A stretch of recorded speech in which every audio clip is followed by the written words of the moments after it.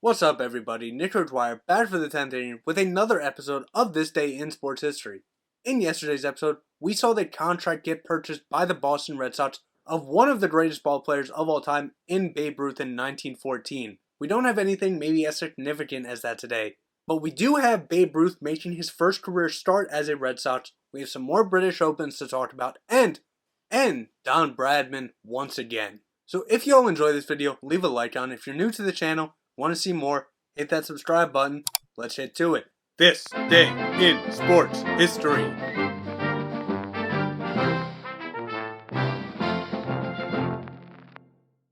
We start out today in 1900, and Charlotte Cooper would defeat Helene Prevost to become the first female Olympic tennis champion and the first individual female Olympic champion of any sport.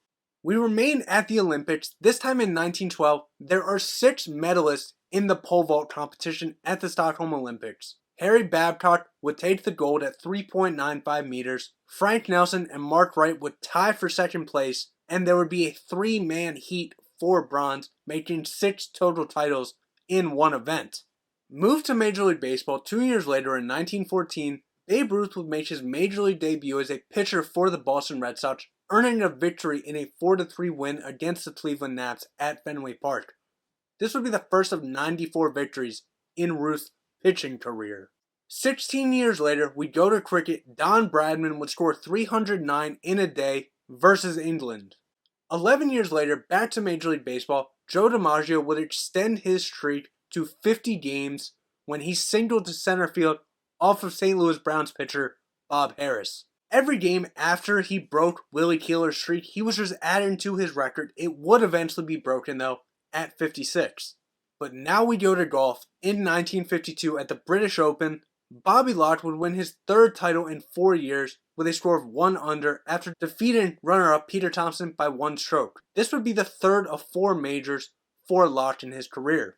16 years later in 1968, Earl Weaver would replace Hank Bauer as manager of the Baltimore Orioles, and in typical Earl Weaver fashion, he would win the game and get ejected. This would be the first of 1,480 victories for Weaver as the manager of the Orioles.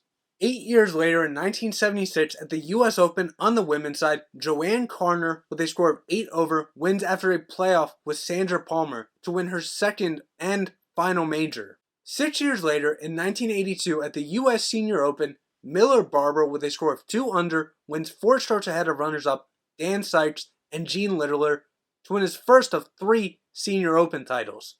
Also in 1982, at the FIFA World Cup final, Italy would defeat West Germany 3-1 to win their 3rd title. Italy would start the scoring off in the 57th minute after a Paolo Rossi goal. Then 12 minutes later, Marco Tardelli added a goal in the 69th minute to give them a 2-0 lead. Finally, in the 81st minute, Alessandro Altobelli scored to give them a 3-0 lead. West Germany would try to make a comeback though. 2 minutes later, Paul Breitner would score in the 83rd minute. It was too little too late though. Italy already had the commanding 3-1 lead, and they would get another World Cup title. 3 years later in 1985, we moved to Major League Baseball, and Nolan Ryan, pitching for the Houston Astros, would become the first player in Major League Baseball history to strike out 4,000 batters, as he would strike out New York Met Danny Heap. Nolan Ryan does have the record in Major League Baseball, and he would go on to strike out 1,714 more batters, bringing his career total to 5,714 batters.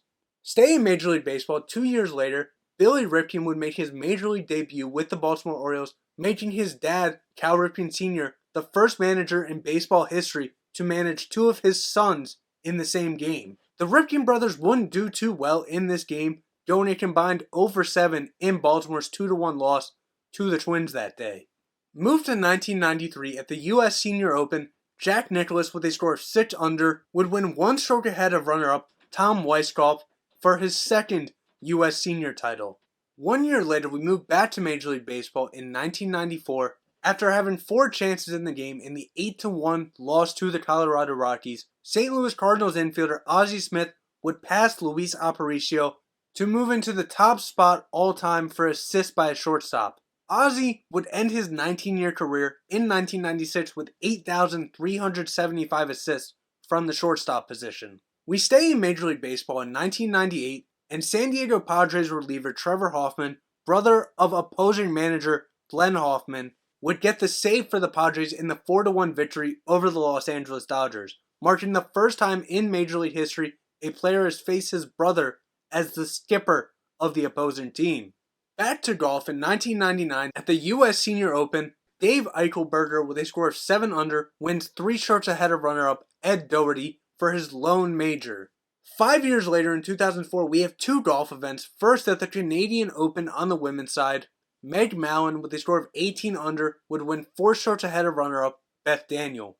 Then, at the Senior Players Championship, Mark James with a score of 13 under would win his only career major title, 1 stroke ahead of runner-up Jose Canizares. Now we go back to Major League Baseball in 2006. Before the start of the 5th inning at the All-Star Game in Pittsburgh, Vera Clemente is escorted onto the field by 1960 World Series hero Bill Mazeroski to accept the Commissioner's Historic Achievement Award on behalf of her late husband, Roberto Clemente. During this great moment, the scoreboard was showing old replays of Roberto, making this one of the greatest moments at the Midsummer Classic in baseball history. 4 years later, we moved to 2010 at the FIFA World Cup final. Spain would defeat the Netherlands to win their first World Cup title with a score of 1-0 after Andres Iniesta would score the game winner in the 116th minute to give Spain the victory. Also in 2010 at the US Open on the women's side, Paula Creamer with a score of 3 under would win her first major championship, 4 strokes ahead of runners-up Na Yeon Choi and Suzanne Pedersen. 1 year later at the US Open on the women's side, Ruth So-yeon with a score of 3 under wins her first major of 2 in a playoff with Hee Hon-sil. Again, I apologize if I mispronounce any names. Finally in 2015 at Wimbledon on the women's side, Serena Williams would become the oldest winner in the Open era at 33 years old, defeating Garbine Muguruza 6-4, 6-4 to win her 21st of 23 overall majors. So there you have it. That's what happened on this day in sports history. If I left anything out, I do apologize. I will see everybody tomorrow for Nick Dwyer and the 10th inning. See ya.